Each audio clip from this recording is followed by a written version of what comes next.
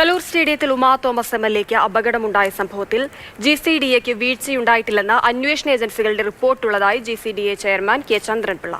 ആഭ്യന്തര അന്വേഷണത്തിൽ കണ്ടെത്തിയതും ജീവനക്കാർക്ക് പങ്കില്ല എന്നാണ്. എങ്കിലും പരിശോധന തുടരും. ആവശ്യമെങ്കിൽ ബന്ധപ്പെട്ട ജീവനക്കാരെ താക്കീത് ചെയ്യും. ഇത് സംബന്ധിച്ച് ചർച്ചകൾ നടന്നുവരികയാണ് എന്നും ചന്ദ്രൻപിള്ള അറിയിച്ചു. പോലീസ് റിപ്പോർട്ട് സമഗ്രമായി വന്നതിന് ശേഷം ഇപ്പോൾ റിപ്പോർട്ട് ഞങ്ങളുടെ കയ്യിൽ തന്നിട്ടില്ലെങ്കിലും അതിൻ്റെ ഒരു ഉൾക്കടക്കത്തെക്കുറിച്ചുള്ള കിട്ടിയ വിവരം ആ പ്രശ്നത്തിൽ GCDAക്ക് ഉത്തരവാദിത്വം ഇല്ലെന്നാണ്. അതെന്താണെന്ന് വെച്ചാൽ പരിപാടിക്ക് കൊടുത്ത ടീമിൻ്റെ നടപടികൾ എങ്ങനെയായിരിക്കണമെന്ന് കൃത്യമായി എഴുതി കൈ കൊടുത്തതാണ്. അതവർ പാലിച്ചില്ല. അപ്പോൾ ഉത്തരവാദിത്വം അവർക്ക് പോകും. GCDA ഇതുമായി ബന്ധപ്പെട്ട എഞ്ചിനീയർമാരുടെ കുറ്റം എന്താണെന്ന് പരിശോധിക്കാൻ ഒരു ആഭ്യന്തര ഇൻവെസ്റ്റിഗേഷൻ വെച്ചിരുന്നു.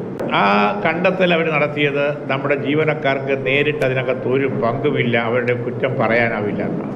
അങ്ങനെ വന്നപ്പോൾ ഞങ്ങൾ ആ സമയം തന്നെ സസ്പെൻഷൻ പിൻവലിച്ചു. പക്ഷേ തുടർ നടപടികളെ സംബന്ധിച്ച് അന്തിമമാക്കിയിട്ടില്ല. കാരണം ഇല്ലെന്ന് നമ്മൾ പറയുമ്പോഴും ഒരു പോയിന്റ് അതിനകത്ത് ആഭ്യന്തരമായി ഞങ്ങൾ കൈകാര്യം ചെയ്യേണ്ടതുണ്ട്.